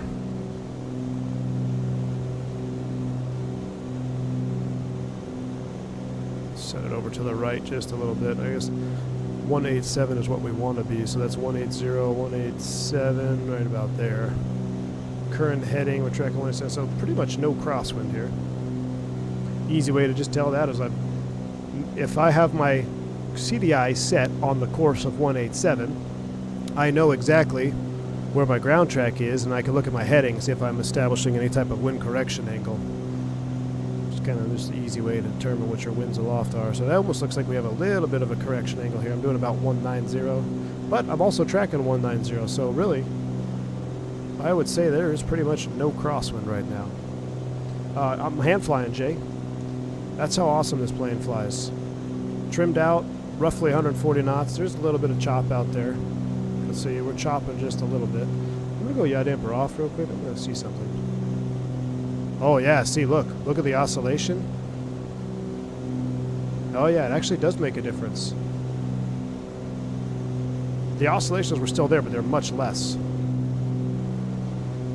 But it's also not perfectly smooth right now either. Great video, sir. How do you have any issues with 24? Eddie C, what a time to ask. I just recovered from a hard crash to desktop, which that was my first ever hard crash to desktop with no error message. The first one we got today in the Fenix stream, that was the VRAM error, where I ran out of VRAM when we landed on a flight beam airport on top of a default airport. That was a VRAM crash. I saw the error. That last crash was just straight up lock. Zero error message, and event viewer just its points straight to limitless. So that one was a little bit disconcerting. Just tuned in. View is amazing. I know. Look at that view right there. Something about the chrome spinners just hit different. And what I love about this livery too is you got this matte black here on the cowling. Absolutely love it. Again, shout out to Mr. Saturday who got this livery working for me here in 2024. This was not compatible. It was 2020 livery only, but he got it compatible. Shout out to Mr. Saturday.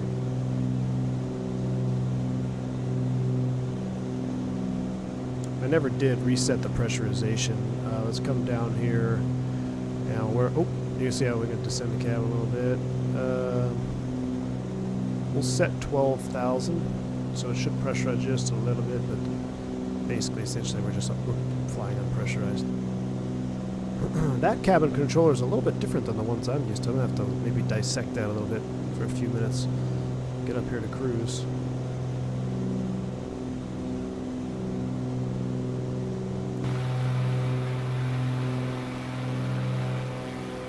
Oh, we got to get rid of the landing lights. Save some drag. Let's go ahead and tune off and retract.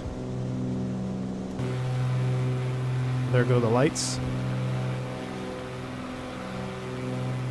What is it, like 5 knots or something? Lights extended. Maybe less than that, maybe 2 knots. See the alternator or something in there? I gotta look at that engine cowling when we get on the ground.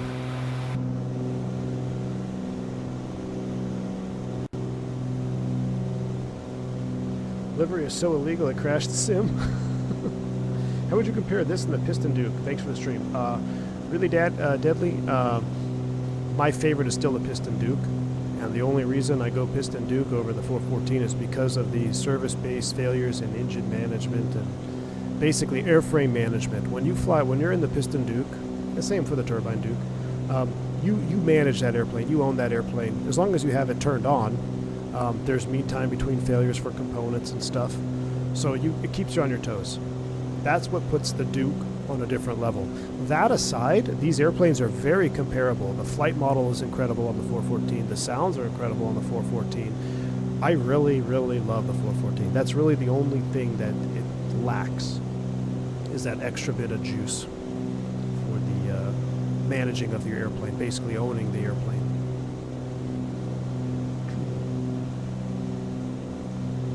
RAM issue reminds me of the high mem fix. Dude, I haven't heard that phrase, that word, if it's you can call it a word. High mem fix to 1. Wow, man. FSX days. Yep. Yes, indeed, my friend. Yes, indeed. Let's go ahead and pull it back just a hair on the mixtures.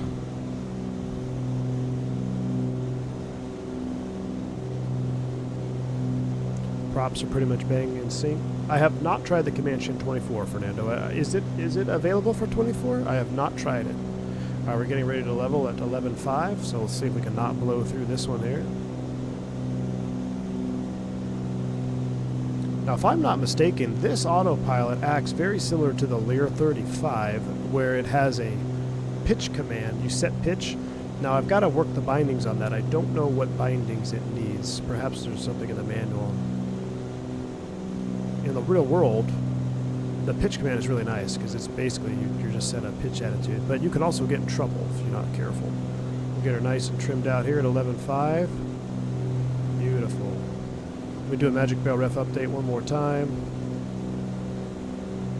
11.5. I'm going to go ahead and engage autopilot altitude heading mode for now. So FD nav 1 heading altitude select. We're close enough to the course line. Let's go ahead and engage nav mode. Nav selected. Might do a little bit of an oscillation. As our speed is built up, let's go ahead and set a cruise power setting. We start with the manifold. We're going to run this one 30. Racing the sunset, and we're going to bring this back 24. And again, just like last time, for simplicity, I'm actually going to turn this on here. So gallons an hour. I'm going to do, so that's a, what is that, a log, time remaining, hours of fuel, okay. So I'm going to lean for peak, rich of peak. So keep an eye on this gauge right here. I'm going to bring it back. I'm going to assume it's very similar to where we had it. So you can see we're peaking out. Now if it goes to the red line, then you would just set 75 degrees cool of that red line. You can see it's peaked out there at about 15, what is that, 1510? Now if I keep pulling back, see now I'm lean of peak. This is where some people will want to run their engines. Matter of fact, since we ran rich of peak on the last flight, let's run lean of peak this time. So now I'm running about 75 or 50 lean of peak. So now when we had our discussion about, you know, if you run rich, you run the risk of fouling spark plugs, but it's going to keep the engine cooler. So theoretically, you'll have better lifeline on your engine. You run lean of peak, you're going to potentially run too hot, potentially cracked cylinders if the long term, I'm talking long term, right? Less life on the engines. Well, this time we're going to run on the lean side of things. We're also going to pull, we're going to close, so pull to close. I just find that so strange. Pull to close. I want to say it was pull to open. I actually, the cowl flaps on the Chieftain were electric. Beautiful aircraft. I like these GA flights. Keep doing that. Awesome, Mike Investor. Glad you like it. For the Comanche, you got to do the good old drag and drop. Nah, I ain't doing it. I ain't doing it. Affinity mask. Oh yeah, there you go. Thrust set. It's a simulator. A lean of peak is totally okay. You don't have to worry about engine wear. That's true, Mike Investor. And answering that question back, you know, this or the Duke. That's where, you know, give me for the Duke. Oh, we're actually entering some mountain turbulence here. The Duke, I'd probably really continue to run rich of peak. So, give you an example of why that that whole system of service-based failures for GA aircraft it's just extra exciting for me. I did it on stream. I don't remember if some of you may remember the stream or not, but this was back in the TBM days. Okay, so I was flying the TBM 850. Now, what I do before streams is a lot of times I will get in, just spawn hot on the runway, take off, take a couple of screenshots, use that as a thumbnail, Alt F4. Well, I did that in my TBM 850, and I distinctly remember landing or starting up, and then my throttle levers was full forward, my power lever was full forward, engine ran up to the governor. Didn't think much of it. I said, screw it. Take off, screenshot, thumbnail, set, go. Okay. Fast forward to in the stream, we go to take off. Guess what happens on the takeoff roll? Governor failure. Now, we were able to keep it within limits, and we were able to complete the flight with the governor failure. However, that's just one of those examples like, gotta keep you on your toes. Gotta keep you on your toes. Had I have done a run-up prior to that takeoff, I would have determined that the governor was failed, and I could have done a repair. Been fine, been good to go. But I said, screw it, we're not doing a run-up, we're taking off, and there we go, we took off, governor failure. So I had to keep the engine back within limits, but it worked out. It worked out. Pete Ski, thank you for the $10 super chat, man. Love the planes with propellers. Hey, you and me both, dude. If I could, if these streams were, oh gosh dang it, I keep hitting that stupid button.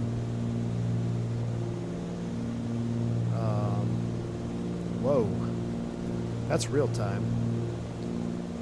January 1st, 1990. What did we do? I'm gonna have to unbind that. I had that bound for career mode, so we could fly real-time career mode. Gosh dang it! There you go. All right, we're back. I'm gonna unbind that though. It's annoying. I have to put on a different binding. Throw back. I forget what I was saying. Anyway, go props. Oh, if these streams were as popular as Fenix streams, I would do these all the time. I would. This is the most fun for me. How do you get the METAR when you're changing the time? You don't. That's why I have that bound, Turk. So for career mode, all the METAR stuff was real time, but the sim was set back. So none of the weather match. So if you bind set Zulu minutes, set Zulu hours, and set Zulu year, if you bind those, we were able to hack career mode and fly in real time, real weather. Problem is, when I want to fly in, like right now, I'm flying a sunset. It's obviously not sunset yet, so the weather's a little bit off. If I accidentally hit the real time button, it shoots me into real time.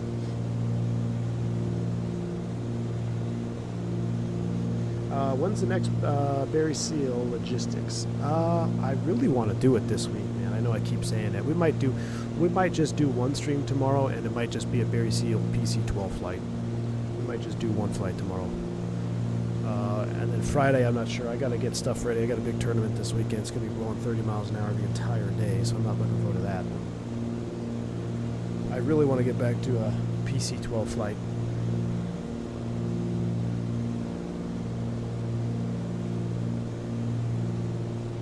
True Blue Lou, we normally, if I normally have the time, I like to do a jet stream first at our kind of the traditional hour, right about 11 Central, and then I do a GA prop flight after. I'm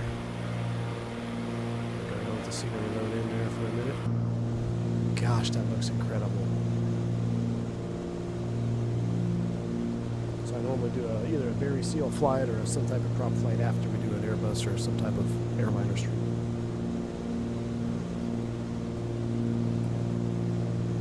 If only Microsoft looked this good in 1990, man. You need to come back. Well, 1990, you couldn't even fly in New Zealand. What do you have, like 2 airports or 1 airport?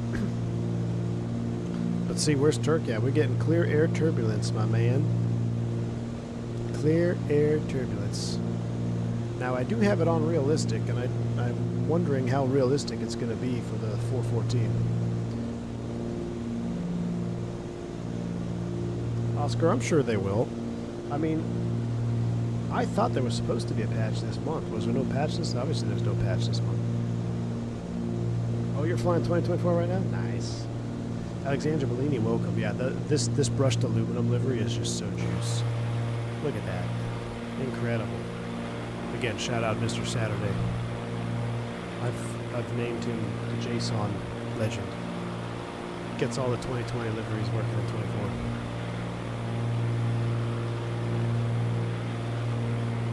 Tim Hamilton, what's up? Good to see you, man. V1, my solo day is this Saturday. Oh, wow. All right, Tim. Best of luck, my man. Enjoy it. It's going to go by like a blur. Instructor's going to hop out, and you're not going to believe it. But it'll be awesome, man. That's an awesome moment in your career. Whether you just going for PPL or you eventually want to fly airliners in the future, you'll always remember your first solo. I still remember mine.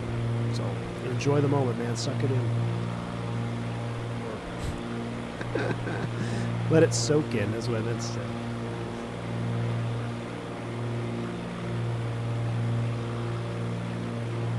Yeah, Jacob, it's typically always about half the viewership. GA streams are the best, only the committed. That's right, Spurious Projects, for the 18 months support, man. Appreciate you. Pizky, thanks again, man. I don't know if I can take that tangent back there. Pizky, thank you for a $10 sub channel. I really appreciate that. We do have to think about how we're going to descend down into Mount Cook. We're only 16 miles out. I'm going to select heading mode. I'm going to bring the power back. And I'm going to kind of set us up here heading 210. We're going to find our way in Mount Cook is down there. And I actually, or, well, the airport is. I think isn't that it right there? Volcano?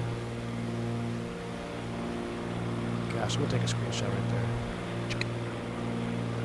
Bit of rock and roll. Yeah, we're getting bumped around right now, Spruce Pods. We're in the mountain turbulence right now. Riding these peaks. Gotta love it. No clear air turbulence mod required. 2024. Hey, what runway you landing on down there, Mount Cook? The runway 31. Alright, he's going to land 31, so I'm going to set my CDI to runway 31 or 310 course line. So I've got a direct track of 310, that's my runway. I'm going to maintain heading mode here. And once we'll go back another 2 more inches, pulling power off. We're going to kind of stay in the valley here, we'll do a little tour. And then we're going to fly out past and we'll probably make a 180 over the lake and come back in and land. Not a volcano, these are the Southern Alps. The volcanoes are on the North Island. Oh, really? Okay, okay. I mean, doesn't this livery just is awesome on the top of the snow? Almost gives me like DC-3 vibes, you know? Brushed aluminum. Love it. Love it, love it, love it. I want to start hand flying, but I just can't hand fly and look at all these views. I think people that watch the GA streams are real hardcore simmers. Absolutely, Chris said. I would 100% agree with you, man. These are the hardcore simmers. Everyone that tunes into these are the ones that like to broaden their horizons within their simulator and enjoy all aspects of flight sim. Not just two-blinder flying. Because two-blinder flying is awesome too, don't get me wrong. I think I might have a little bit of not be the opposite of a bias, but because two-blinder flying is what I do, I enjoy the GA aspect of it more. So I could see someone who only flies GA like the two-blinder aspect more. You know? I'd say the vast majority of my sim in the last decade has been GA. Wow, digital mark, really? I mean, to do GA properly, I think a lot of people won't. Well, number one, I'm going to go ahead and turn autopilot off and just start nosing. Wow, we're getting chopped. I'm going to nose it over here, start trimming down. I also think, you know, having hardcore GA airplanes modeled, you know, we really didn't see a whole lot of that until the later sims, you know. And even then, even in our current sims, there's like 3, you could name 3. There's Black Square, the Comanche folks, and Fly Simware, and you could throw the Blackbird Milviz stuff in there. So you got 4 devs that really make true hardcore GA birds. And if you don't understand, people think, oh, well, GA is just so easy. You start up, slam the firewall. Yeah, if you're flying a Carenado airplane, that's what you do. But when you have to fly and manage the aircrafts properly, there's a whole lot to it. There's the airport. We used to always say when I was flying freight, so we had a bunch of different aircraft in our fleet. We always said that the Piper Chieftain was the hardest airplane to fly. That was the hardest airplane you were going to fly because it was the most demanding, was the stage cooling with the performance limitations, taking it off hot and heavy, and the single engine stuff that you had to stay current on. In the Chieftain, it was definitely the most aggressive and the most challenging. As soon as I went over to the beach stuff, flying 99s, it's easy peasy. You don't have to worry about your manifold. You don't have to worry about stage cooling. You could always get down and slow down. You were never high and fast. You could stop on a dime. You had the power with the PT6s to run boots, to run all your stuff, you know. Now the Duke is a whole different ballgame, and so is the 414. But like, you know, the Chieftains and Navajo especially, a little bit less powerful than the Chieftain. The Navajo especially was, you know, if you had to run you had a lot of drain on that airplane, running all the electrical heats, running the boots. It was, it's kind of a clincher airplane. You take that Navajo up into icing conditions, and I was sweating more with that than I was in the 99. That is for sure. Turk, I don't do GA because force feedback is required. In my opinion, trimming is a huge part. I see exactly where you're coming from. I think GA with the Brav or with the Thrustmaster TCA is about as good as you're going to get, and you can still kind of trim away with that pendular yoke. But you're right. I mean, having force feedback, it's definitely not a requirement, but it makes a huge difference. Like to just be able to trim and be hands off, or just fly with 2 fingers, or you can feel when you're at a trim. You can feel when you're slightly off. You're absolutely right. It does make a big difference. Mount Cook traffic 357 Bravo Sierra. We're overflying the field here. We're descending at 8,500. We're going to make a 180 over the lake and set up for a straight in runway 31 Mount Cook. Mike Sheldon, yeah, if you're absolutely right. The Pipers are pretty good from Just Flight. You're absolutely right. I do enjoy flying some of the Piper stuff. Why so what? Weak. Because I can't just chop and drop like you can. See, if I was in a King Air right now, we could have go flight idle, and we would be down, no problem. All right, I'm gonna swing out here. Plus, I'm enjoying the view. Out here. Not much enjoying the view there in X-Plane. I know it. We're gonna do a little pirouette here. We're at 20 inches. Cylinder head temps are 310. Give a little bit of mixture, and then we're going to go ahead and get the lights on, and then we're going to make a 180 chop and drop. Lights are coming out. Mount Cook traffic. We're going to go Charlie post Oscar to Kilo, low. we're 5 miles from the Townsend down CRP, feeding in for a down correction. For final, runway 31. So this is where it freezes, right? It's like the ice flow right here. This is the other airport we were going to come to, but I don't have a very good default scenery for that one. All right, we'll spin it around.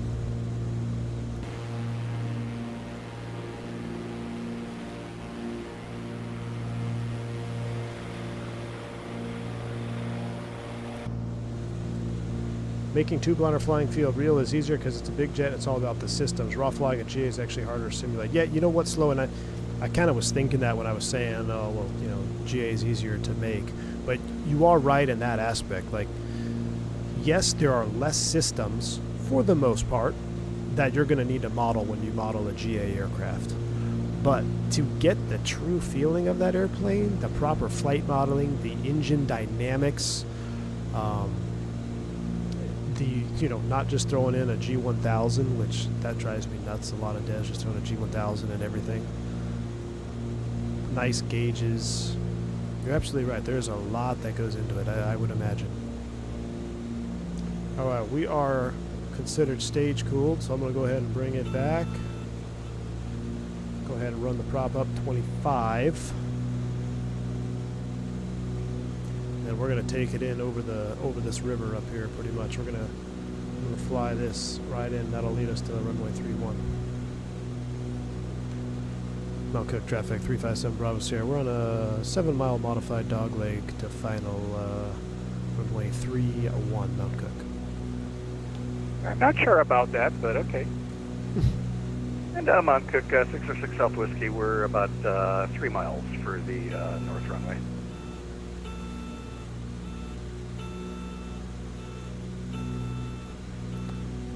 Magic Barrel Ref update. Gonna listen to that for a second. What's the gear speed? 177. We are above that. Let's go ahead and level off here real quick. See, this is what makes this airplane hard. I can't get down. I'm gonna level off. 177 will drop the gear and then we'll slow down. There's 177 gears coming down. We'll run the props up here. 26, 2550.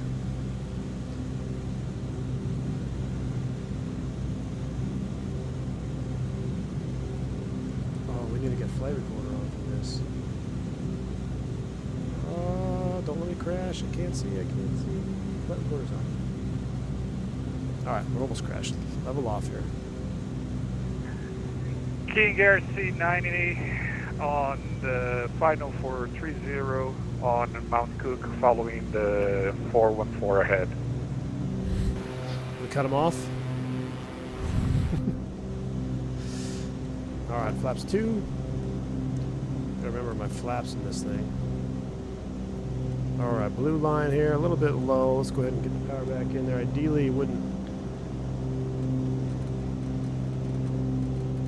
Ideally, I wouldn't be running it up that high, that fast, but not the best approach. You see what I mean? Like,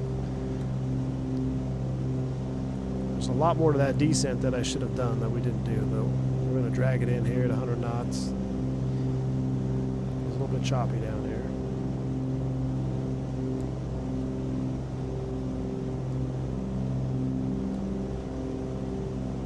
Alright, 606 Alpha Whiskey is clear of 3-1. Okay, traffic 7 Bros here. We're at 2 mile final 3-1.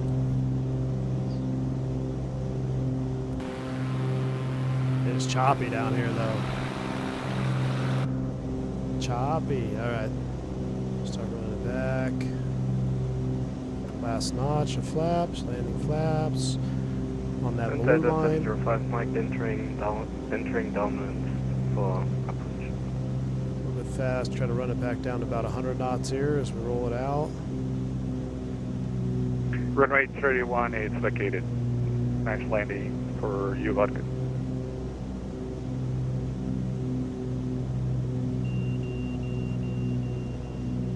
Runway's clear. Good traffic, Charlie Oscar Kilo, 3 mile final, runway 31.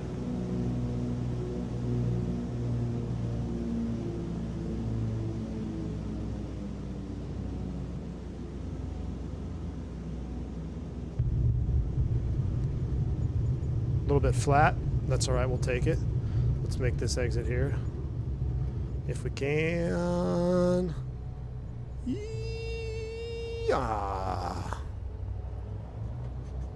A little bit flat, but it wasn't hard at all. It was just a little bit flat.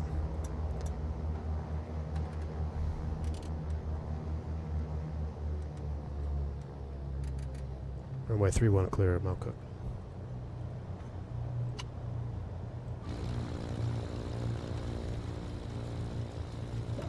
Smoking the brakes 2 days in a row. Yeah.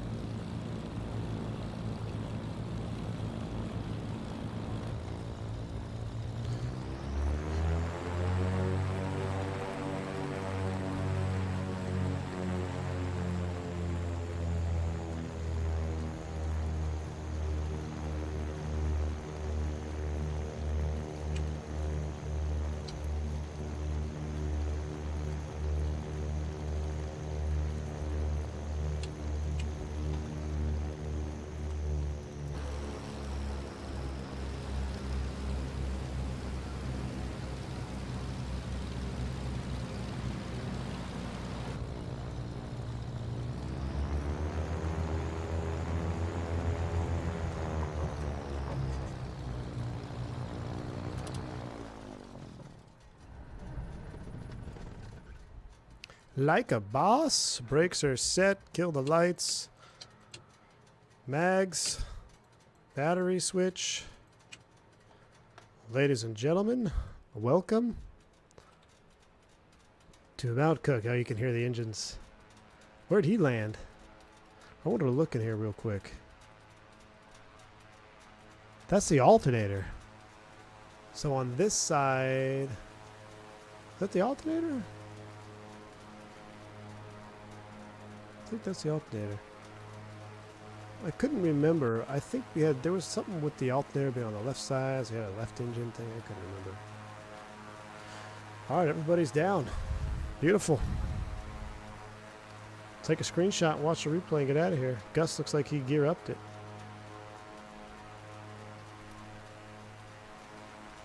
Man, look at that mountains though. Let's take a screenshot of this. Screenshot. Alright, let's see how we did. I don't know how replay is going to work on this. I'm going to go replay cam. We're going to disconnect from premium.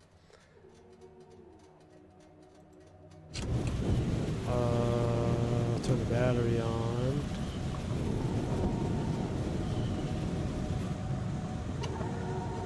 We'll put the mixtures up. Oh, cool. It looks like it's got it working. Flaps are coming down. Cool. Alright. Well, hey, we only got one landing out of it, but I think it was still pretty enjoyable. So, short stream this afternoon, but man, it's refreshing to get in an airplane like this that just is so polished and just works so well. So, again, shout out to FlySimware for bringing this bird over to 24. No issues. We had that phantom crash earlier. I don't know what that was all about. Hopefully it's just a one and done. But Gustavo says I had a 3 buzz and 1 cut off on V1, and he got zeros and it crashed. Yeah. Yeah. It was not the most stable stream, but hey, it was fun. I appreciate all y'all flying along with me. That was pretty cool. We might have to pick this up a little bit later on. Maybe do another GA flight out of Mount Cook, go down to that big glacier place, whatever it is. So, all right. Thank you all for tuning in. Thank you for the support. Thanks for the bank angle checks. And I will see y'all tomorrow. We probably will just do one stream tomorrow, and it might just be a PC-12 flight doing some very CO operations for you. So, you guys are awesome. Thanks for the support. Stay safe. Stay healthy. I'm V1. See you in chat. Oh, look at that water. Oh, we should have walked over there, see if there's fish in there. We're going to find fish. All right, we'll do that on the Berry Seal flight. All right. Soup!